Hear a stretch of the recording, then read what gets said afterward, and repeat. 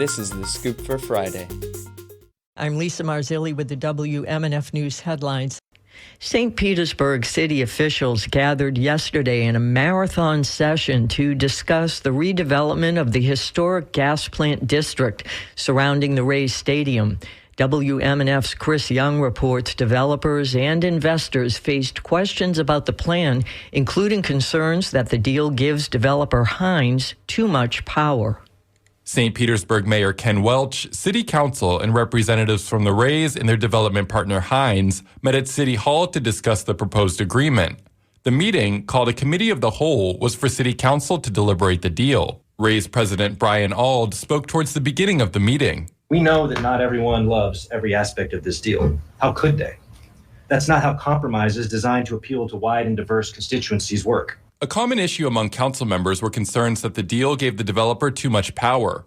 Councilmember Lizette Hanowitz emphasized a portion of the deal regarding the city's right to terminate the agreement. In no event the city has the right to terminate the agreement, notwithstanding any default by developer or by parcel developer. There were also concerns about the affordable housing plans for the redevelopment.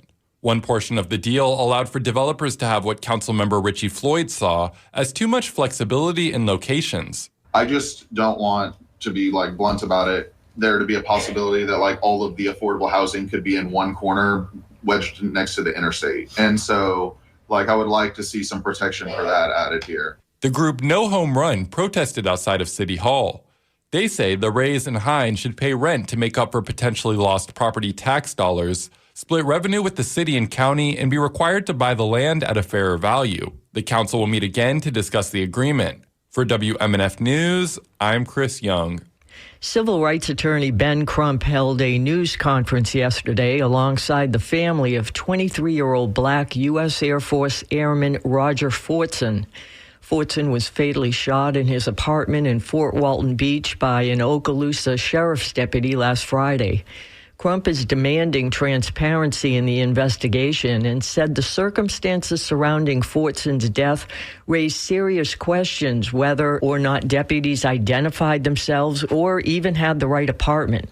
Hours later, the Okaloosa sheriff held his own news conference and released a video from the officer's body cam. Norman Hall has details. Sheriff's office, open the door! Step back.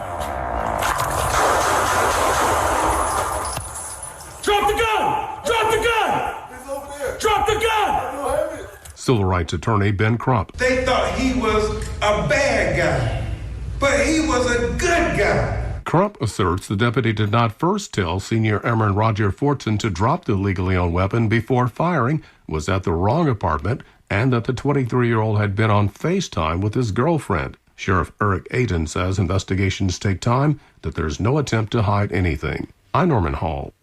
So far during Hurricane Preparedness Week, we've talked about getting ready for storms and how to weather them safely. Meteorologist Megan Borowski from the Florida Public Radio Emergency Network says that today's topic focuses on our actions after storms.